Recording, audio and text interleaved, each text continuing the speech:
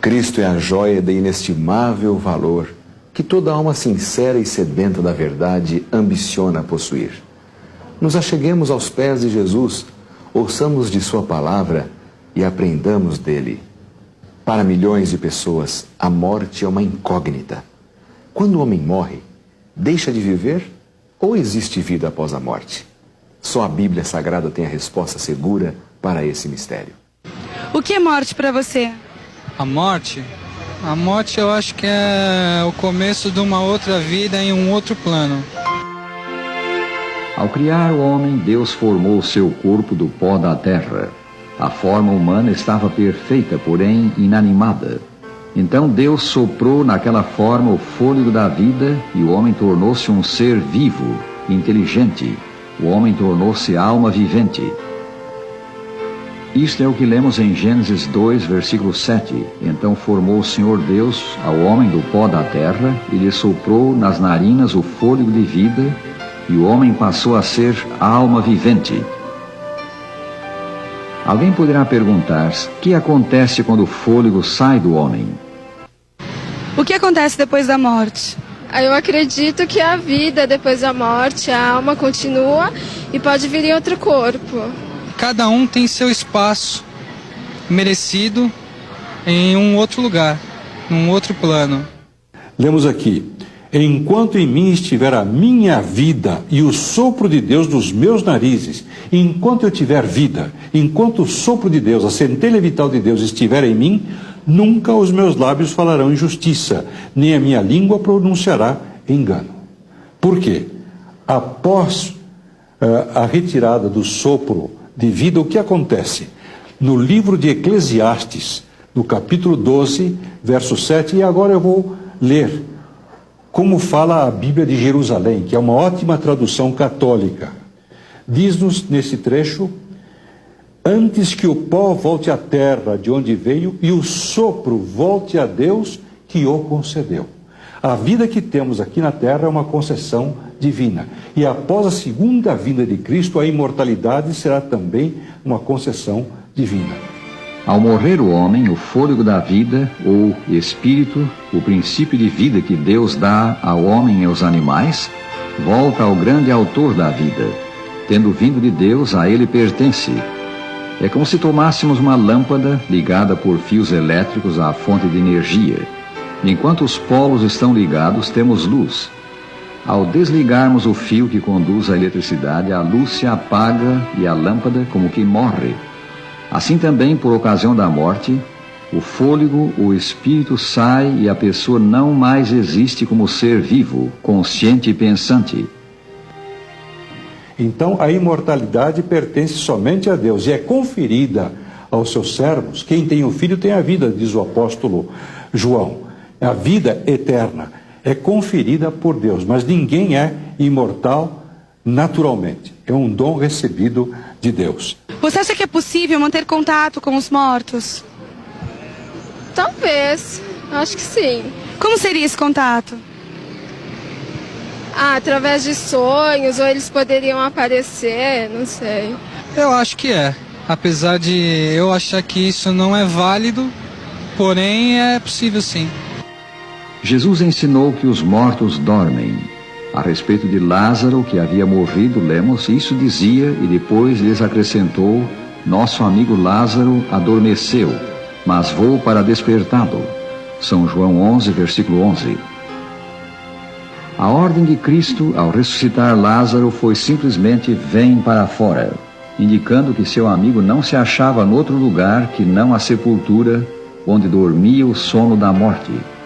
Quando Jesus ressuscita Lázaro com o poder divino que havia nele, aqui ele exerce o poder da divindade, ressuscita a Lázaro, aquele que estava morto. Não teria cabimento Jesus pedir para Lázaro vir do céu, porque por certo, pela vida que Lázaro vivia, o testemunho que as escrituras dão dele, ele estaria no céu, segundo a crença de muitos, mas ele estava, isto sim, na sepultura. Teria sido um absurdo, pensemos bem, Lázaro no céu, na presença de Deus, e ser trazido de volta à terra, onde há miséria, perseguições, tristezas e desespero, e morte inclusive. O próprio Senhor Jesus, ao morrer, foi levado para a sepultura. lugar de repouso dos que morrem. Um pouco depois de ressuscitar, Jesus declarou que não havia ainda subido ao céu, pois disse a Maria Madalena: ainda não subi para meu Pai. Ora, se Cristo não subira ainda, é porque ficara na tumba. As Escrituras são muito claras quanto ao estado do homem na morte, porque os vivos, dizem elas, sabem que hão de morrer, mas os mortos não sabem coisa nenhuma, nem tampouco terão eles recompensa, porque a sua memória jaz no esquecimento. Eclesiastes 9, versículo 5. Devem os filhos de Deus consultarem com os mortos? Levítico 19, 31 diz que isto é abominação a Deus. Por que os filhos de Deus têm que consultar com os mortos? Se o morto nada sabe.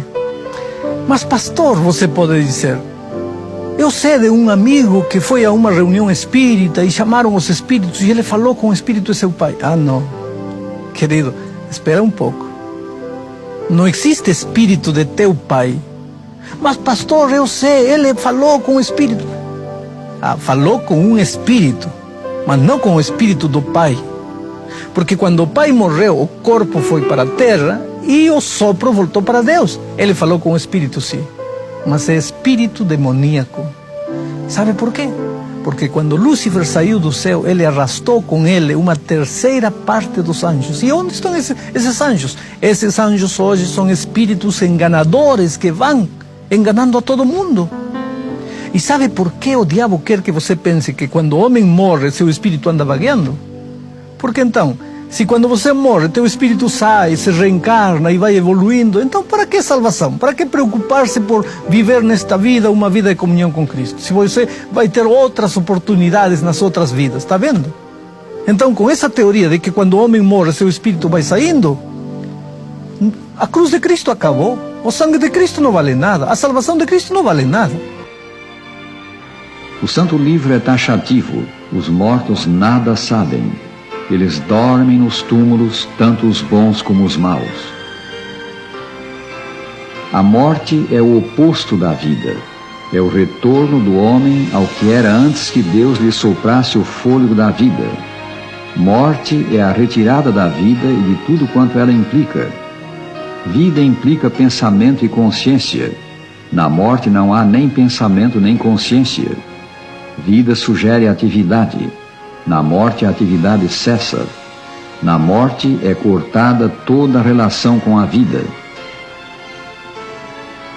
Quando acordarão os mortos? É consolador saber que os mortos ressuscitarão. Deus chamará os mortos à vida novamente. Os nossos queridos que a morte levou não dormirão para sempre. Deus ressuscitará os justos mortos.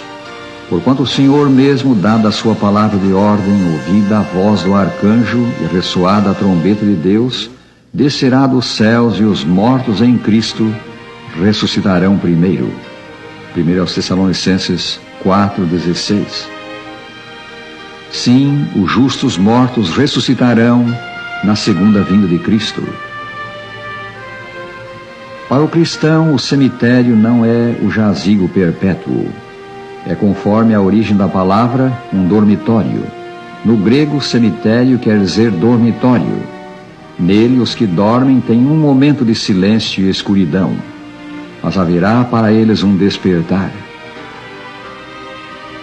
Haverá para os mortos e para todos os homens dois destinos. A Escritura diz: não vos maravilheis disto, porque vem a hora em que todos os que se acham nos túmulos ouvirão a sua voz e sairão. Os que tiverem feito o bem para a ressurreição da vida, e os que tiverem praticado o mal para a ressurreição do juízo. São João 5, 28 e 29. No dia da ressurreição, Cristo enviará os seus anjos para que tomem as criancinhas e as levem aos braços de suas mães. Os anjos de Deus serão os primeiros a saudar os justos ressurrectos. Quanto aos ímpios, os pecadores que não se arrependeram, eles serão destruídos pelo fogo. A expressão fogo eterno na Bíblia, ela não quer dizer um fogo que nunca se apaga e que fica queimando eternamente. No original hebraico, a palavra eterno, fogo eterno, quer dizer um fogo que não se apaga até ter completado a sua obra de destruição. O fogo só existe quando existe combustível, e para que ele possa estar queimando. Quando tudo se transforma em cinza, o fogo naturalmente se apaga. E é por isso que em Malaquias diz que os ímpios se transformarão em cinzas. O livro de Salmos diz que serão levados pelo vento e não haverá mais vestígio nenhum deles. O apóstolo Pedro deixa isso bem claro no seu livro, ao dizer que Sodoma e Gomorra são exemplos do fogo eterno, de como o fogo eterno vai destruir. Ora, o fogo que caiu sobre Sodoma e Gomorra destruiu totalmente, não ficou nenhum vestígio delas. Ele não continua queimando até hoje lá na região de Israel, na Palestina. Mas a sua destruição foi total. Portanto, o fogo eterno na Bíblia é aquele que traz uma destruição total e eterna, sem deixar vestígio nenhum, segundo aquilo que está escrito nas Escrituras. Os que aceitaram Cristo como seu Salvador herdarão a terra renovada, onde não haverá mais morte. Só no Senhor Jesus Cristo há vida. Ele mesmo disse: eu sou a ressurreição e a vida. Quem crê em mim, ainda que morra, viverá. São João 11, 25. Durante o seu ministério na terra, Jesus demonstrou em mais de uma oportunidade que Ele é a ressurreição e a vida. O quadro que vemos agora é o do milagre operado com a filha de Jairo, ressuscitada por Cristo. O Senhor Jesus Cristo é o autor da vida. Ele ressuscitou dos mortos, venceu a morte, e erguerá da tumba os que nele dormem, os que a ela desceram como filhos seus. O Cristo crucificado e ressurrecto é a nossa esperança de vida após a morte. A Ele devemos nos apegar. No reino de Deus, que Cristo estabelecerá quando voltar, não mais haverá pecado nem morte. Os justos terão alcançado imortalidade. Há o paraíso de Deus, o lar dos benditos. Ali todas as lágrimas serão enxugadas de todas as faces. Bem-aventurados, felizes, diz a Escritura, aqueles que guardam os seus mandamentos, para que tenham poder na árvore da vida e possam entrar na cidade pelas portas. Apocalipse 22, versículo 14. Amigos, encontramo-nos no limiar da eternidade, às portas desse reino em que veremos Jesus e com Ele estaremos. Poderíamos achar mais rica e confortadora promessa que esta dada pelo Salvador no seu livro? Cristo promete vir buscar-nos para que onde Ele estiver, estejamos nós também. Amigo, receberás Jesus no teu coração agora. Recebe-o. Ele te salvará do pecado e te ressuscitará no último dia. Estamos seguros se estamos com Cristo. As nossas faltas são supridas.